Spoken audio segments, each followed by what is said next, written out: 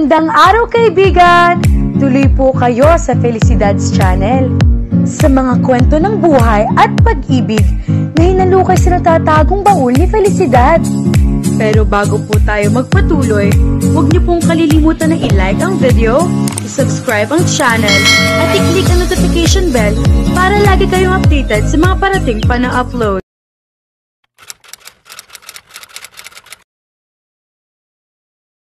Biyernes ng gabi ay ibinalita ng papa ni Dea na nag-back out na raw iyong gustong lumipat sa apartment nila. Hindi niya iyon iniintindi. Abala na siya sa paghahanda para sa pasukan. Ngunit pagsapit ng Lunes, inianunsyo ng mama niya na may bago nang uupa roon. Magkapatid na babae raw ang mga ito. Ang isa ay bagong kasal, ngunit umalis ang asawa para magtrabaho sa abroad. Hindi niya gaano napansin ang tungkol doon. Laking gulat na lang niya nang pagbaba niya ng bahay nila isang umaga ay siya naman pagpanhik ni Kenito sa apartment. Kenito? Hindi pa tiyak na tanong niya. Nakatalikod na ito sa kanya dahil papasok na ito sa maliit na balkon ng apartment. Medyo nagulat pa ito na lingunin siya. May bitbit itong isang malaking plastic bag. Ikaw pala, Dea. Kumusta ka na? Lumipat siya hanggang sa harap ng apartment kaya napansin niyan titig na titig ito sa kanya. Ikaw, kumusta ka na? Bakit ka nandyan? Dinala ko lang yung pinabili sa akin ni Mia. Yung bagong tenant ninyo dito. Kilala mo siya? Tumango ito. Sila ng kapatid niyang si Jelay. Noon bumukas ang pinto at lumitaw ang isang magandang babae. Parang nasindihang bombilya ang mukha nito sa tuwa na makita si Kenito. Nagbeso pa ang dalawa na lalo niya ikinagulat. Unti-unti na siya umatras. Tahimik siya lumabas ng bakuran nila. Hindi na siya muling tumingin sa mga ito. Sa halip na sumakay sa FX taxi ay naglakad na lang siya. Parang tinutusok ng maliliit na bubog ang puso niya. Hindi na niya kailangan pang usisain si Kenito. Halata naman may relasyon ito at ang tenant nila. Girlfriend marahil ito ng babae. Sobrang sakit para sa kanya na mabigla ng ganoong katotohanan. Panay ang pagdampi niya ng panyo sa kanyang mga mata. Hindi niya mapigil ang pagpatak ng mga luha niya. Umasa kasi siya. Iningatan mong sarili mo para sa kanya. Naging faithful ka samantalang wala ka namang matibay na pinangahawakan para masigurong mahal ka rin niya. Hindi ka nagtry na magmahal ng iba. Ibinigay mo ng buong-buo ang puso mo sa kanya. Ngayon, magdusa ka sa kagagahan mo, sa katangahan ng puso mo. Nananakit ng mga paa niya na maisip niyang sumakay na FX. Nagtungo siya sa bahay ni Berna, ngunit ayon sa ina nito ay umalis ito kasama ng boyfriend na si Sam. Sa pinakamalapit na mall siya dinala na kanyang mga paa. Bumili siya ng dyaryo. Pumasto siya sa isang sulok ng coffee shop. Sinuyod niya ng basa ang makapal na classified ads niyon. Ilang ads din ang tinandaan niya. Pagkatapos ay sa isang internet cafe naman siya nagtungo. Bago siya umuwi ng araw na iyon, ay nakapag-print na siya ng 10 resume na pinamudmud niya sa mga kumpanyang may hiring ng mga job seekers. Kinagabihan, bago siya matulog, ay uminom siya ng bitaminang may pampaantok. Ayaw na niya mag-isip na naman na siguradong mangyayari kapag napag-isa na siya sa kanyang silid. Huhulaan ko kung bakit ilang araw ka na mukhang Biyernes Santo. Mula sa tamilmel na pag-aalmusal ni Dea ay sinulyapan lang siya ni Ate Zaina. Tinanghali siya ng gising. Nakakain ang lahat sa kanila na magising siya. Nagja-jelly-jelly ka kay Mia dahil pinupuntahan siya ng secret love mo. Kinunutan niya ito ng noo. Kailan pa nito naisip na secret love niya si Kenito? Ganon ba siya ka-obvious sa mga kasambahay nila?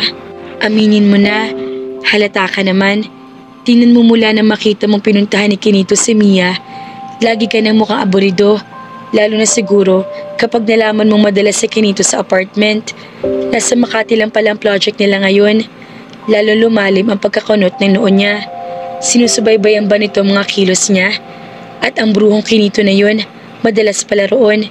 Hindi man lang nito nabanggit sa kanya na sa Makati na pala ang latest project nito. Kailan ka pa naging chismosa, Ate Zaina? Naku, hindi chismis ang sinasabi ko. Nakita mismo ng dalawang mata ko kung ano naging reaksyon mo na maabutan mong pinuntahan ni Kenito sa Mia at nagbeso pa silang dalawa. Nananaginip ka lang? Kalimutan mo na nakita mo na malikmata ka lang. Hindi iyon totoo. Tinapos na niya ang pag-aalmusal at bumalik siya sa kanyang silid. Gusto sana niya magpaaraw sa terrace. Kaya lang, baka makita na naman niya si Kinito at Mia. Hindi pa siya nagtatagal sa silid ay tinatawag na naman siya ni Ate Zaina. May tawag daw siya sa telepono. Napilitan siyang bumangon at lumabas sa sala. Isa sa mga kumpanya na inaplayan niya ng tumawag. Pinagre-report siya para interview. Bago matapos ang araw na iyon, ay may kumpanya namang tumawag sa kanyang cellphone at sinabi na kaschedule daw siya sa susunod na araw para sa interview. Sa mga inaplayan ni Dea, isang forwarding company na pili niyang pasukan dahil na rin sa schedule ay binigay sa kanya ng mga ito. Part-time job lamang iyon. 6 na oras ang pasok niya sa loob ng 6 na araw. Kahit pinagsisimula na siya roon sa loob ng 3 araw, tinutulan iyon ng mama niya. Kaya ka pa naman namin pag-aralin na. Ano bang pumasok sa kokote mo at naisipan mo magtrabaho? Nagkukulang ba ang baon na binibigay ko sa'yo? Kinakabos ka ba sa mga pangangailangan mo? Ma, nag-overreact na naman kayo. Gusto ko lang magtrabaho dahil maluwag ang sked ko. Gusto ko rin maka-experience sa magtrabaho para kapag tapos na ako, mas may edge na ako matanggap sa company na gusto kong pasukan dahil nga may experience na ako. Morena, hayaan mo ng anak mo.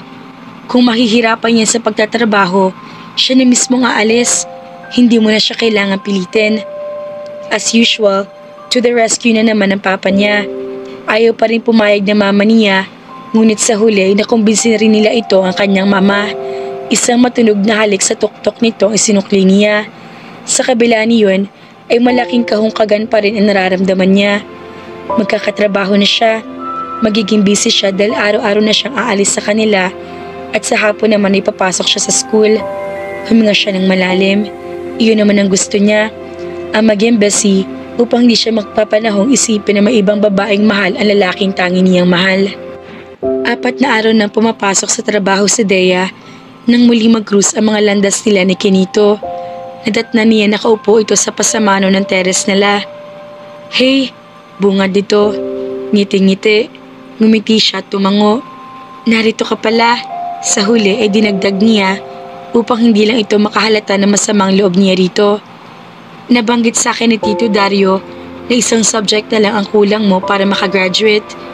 At ngayon, nagtatrabaho ka na rin daw. Ang galing mo ah. Bakit ngayon ko lang nalaman yun?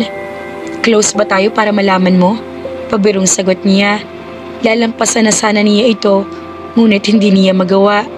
Nasa kanyang buong pansin ito na mo gusto lalo nitong makipagkwentuhan. Close naman talaga tayo ah. Hindi mo man lang na-text. Sorry ha, nabura ko na yata number mo sa cellphone ko. Yun na lang kasi mga numbers na nagre-reply sa text ko nasa phonebook ko na wala ngiti nito. Hey, galit ka ba? Hindi ko alam na marunong ka na ngayon ng ganyang tono.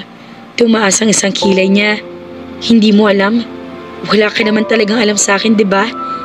Dahil hindi mo inalam. Hindi ka nagka-interes na alamin. Dahil sino nga lang ba ako sa'yo? Isang paslit na nakatuwaan mo sandali. Dea, teka, bakit? I'm sorry, pagod lang siguro ako. Kalimutan mo na lang mga nasabi ko. Sige, papasok na ako sa loob. Hindi na niya hinintay na sumagot ito. Ngunit hindi siya nakatuloy sa loob. Pinigilan nito ang isang kamay niya. Dea, please, pwede ba mag-usap tayo? Napilitan siya maupo sa pasamanong katapat nito. Galit ka ba sa akin? Hindi. Kung ganun, bakit mo sinabi mga sinabi mo? Hindi siya umimik. Naiinis siya rito at naiinis din siya sa kanyang sarili. Dahil kahit may tampo siya rito, aware na aware pa rin siya na hawak pa rin nito ang kamay niya. Kung siya lang ang masusunod, gusto niyang yakapin siya nito at i-assure niya na importante siya para dito. Mahalaga ka sa akin, Dea. Hindi mo lang alam kung gaano, pero sana maniwala ka. Parang totoong-totoong sinasabi nito. Ngunit kahit ang sinseridad sa mga mata ng isang tao, ay alam niyang maari ding iarte lang. Umiling lang siya habang nakatitig dito. But it's true. Isa ka sa iilang importanteng tao sa buhay ko. Paniwalaan mo naman ang sinasabi ko. Kumilos siya upang magpantay ang kanilang mga muka. Walang pasakaling idinikit niya ang kanyang bibig sa mga labi nito. Mahalaga ba ako sa'yo? Hindi ako naniniwala Kinito. Pagkasabi ni Dea niyon ay binirahan na niya ng talikod.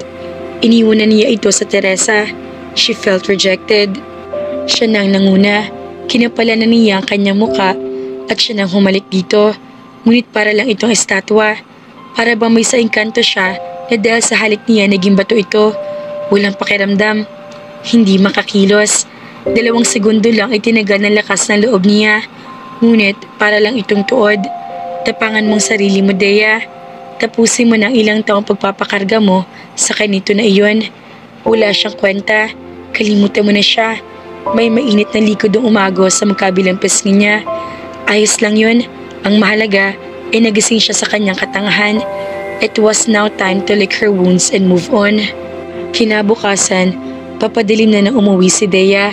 Nadatman na naman niya si Kinito sa Teresa na tila sadyang hinihintay siya. Dea, ano itong sinalubong na siya sa front steps. Nagpaprotesta ang mga kalamnan sa mukha niya, ngunit pinilit pa rin niyang ngumiti ito. Ngiting kahit kanino ay maari niyang ibigay. Lalampasan na sana niya ito, pero tulad ng nagdaang araw ay pinigilan na naman siya nito. Dea, please, we have to talk. She tried to mask every nuance of her feelings for this man. Anong pag-uusapan natin? Yung kahapon? Ano bang mayroon sa nangyari kahapon? Kinito, isang simpleng halik lang yun. To feed my curiosity. Nothing more. Napamatay ito sa kanya. Medyo umawang pa mga labi. Pero hindi lang naman ganun. Sinikap niyang ilayo ang pansin sa mga labi nito. Sumisingit kasi sa isip niya ang init at kalambutan niyon ng halikan niya na nagdaang araw. Ganun lang yun, Kinito. Don't make a big deal out of it. Huwag ka mag-alala. Hindi ko ipagsasabi na lousy kisser ka pala. Wika niya. Sinundan pa niya iyon ng pagak na tawa. Kalimutan mo na yun ha. Hinila na niya ang kanyang hawak na kamay pa rin nito. This is so unlike you. Sagot nitong hindi ngumingiti. Medyo nakakunot na ang noon nito. Hindi ka ganito, Dea. Huwag mong pilitin maging cynical. It doesn't become you. The Dea I knew was honest and pure and sincere. I was. Napatungot-tangong sagot niya. Tama ka. Ganoon nga ako noon. Noon yun, Kinito. Iba na ngayon. Tinuruan mo ako maging ganito. Pues, ganito na magiging pakikitungo ko sa'yo. Ngaling-ngaling sabihin niya. Medyo pagod na ako, Kinito. Alam mo na, nag-work na ako, taga-aral pa. If you don't mind, papasok na ako sa loob. Dea, nilampasan na niya ito. Nagkulong si Dea sa kanilang silid at doon tahimik na umiyak. Naidlap siya. Nagising lang siya nang tawagin siya ni Ate Zaina. Ipinapatawag na raw siya ng mama niya para sa hapunan. Bago siya bumangon, ay binuksan muna niya ang kanyang cellphone. May text messages doon si Kinito. Magkita naman tayo. I'll treat you out. I owe you one, remember? Natatandaan nga niya iyon. Mayroon ba siya makakalimutan kung tungkol din lamang dito? Pero birthday blowout ang sinabi nito noon. Matagal pa naman ang birthday niya. Question mark lang ang text message na ipinadala niya dito. Bakit pa ba siya kinukulit nito kung wala naman talaga itong feeling sa kanya? Si Mina lang dinadalaw nito. Siya, kailan ba siya dinalaw nito? Kailan ba ito pumunta sa kanila ng sadya ay para dalawin siya? Kung nagtungo man ito sa kanila noong birthday niya, para lang iyong batiin siya at kumustahin ang kanyang mga magulang. Napabuntong hininga siya. Enough of Kinito. Lumabas na siya ng silid upang dumulog sa hapunan. Madali lang naman sabihin na babaliwalain na niya ito. Pero hanggang sa pagtulog ay laman ito ng kanyang isip. Kaya nga nang muli makipagkita sa kanya si JV, inestiman niya ito ng gusto. Humingi ito ng date sa kanya. Pumayag naman siya, kaya ng weekend na iyon, isumama siya ng mag-dinner dito. Baka mas makabubuti sa kanya na subukang ibaling sa ibang pansin niya. Baka kung gagawin niya iyon, pumusyaw na kahit paanong feelings niya kay Kinito na matagal nang bitin na bitin at nakipag-step no sa laro na kapalaran. Ano ba talaga ang pake ngayon ni Kinito kay Dea, mga ka-felicidad? Kung kailan naman pilit na siyang kinakalimutan ng dalaga, tsaka naman siya nagpaparamdam. Kaya naman, abangan!